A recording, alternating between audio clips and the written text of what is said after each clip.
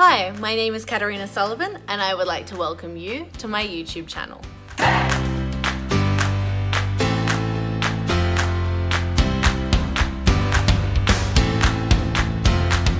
I am so excited to be recording this video today because this is the first video where I will cover a topic that's been requested of me by one of my viewers.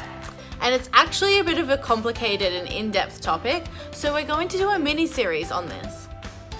The topic I have been asked to speak on is, how does the Australian political system work?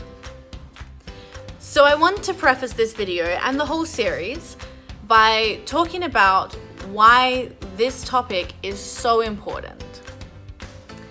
Every 3 years, we come together as a nation to make a decision on who will be running our country for the next 3 years. Now, as much as voters can stick their head in the sand and pretend that decisions made by politicians or not made by politicians don't affect them, political decisions affect every single one of us, including those who aren't eligible to vote. That is why it's so important to understand the political system, how it works, how we elect our representatives, and how decisions are made in Parliament, so that when it comes to your time to vote, you can make your voice count. In my professional life, I have worked with a number of politicians from the Coalition, Labour, Greens, One Nation, Nick Xenophon team, basically the whole political spectrum.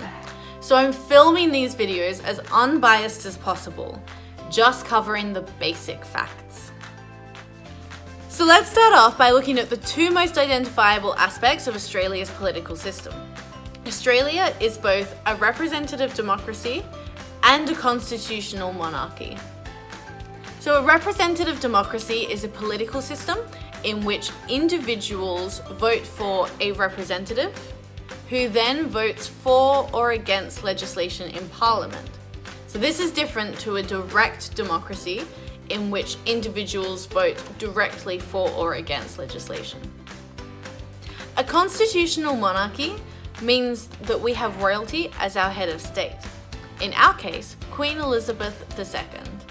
So the Queen is considered monarchy above politics, which means she does not actually exercise any political power.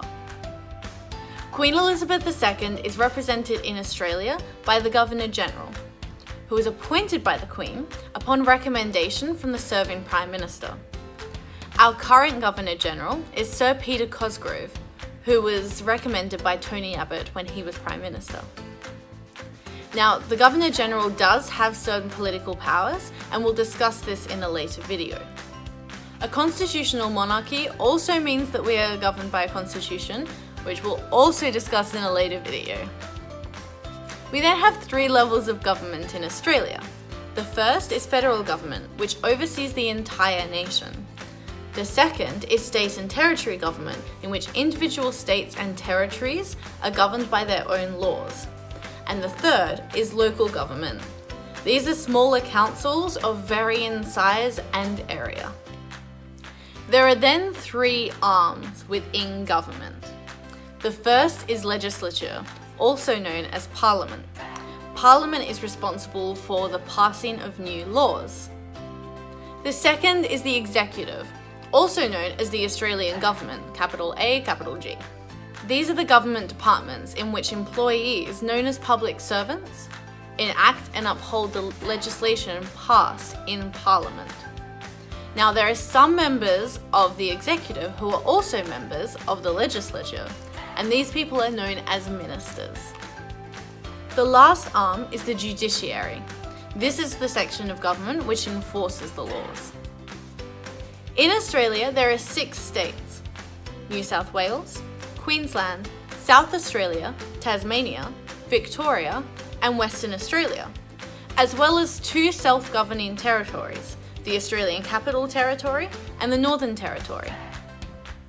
There are an additional 8 territories in Australia: Ashmore and Cartier Islands, the Australian Antarctic Territory, Christmas Island, Cocos Islands, Coral Sea Islands, Jervis Bay Territory, Norfolk Island, and the territory of Heard and McDonald Islands.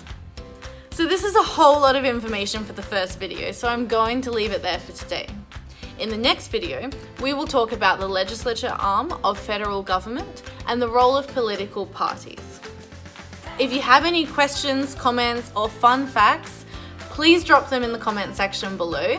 Please share the video, like the video, subscribe to my channel, and I look forward to seeing you all in November for the next video on how the Australian political system works.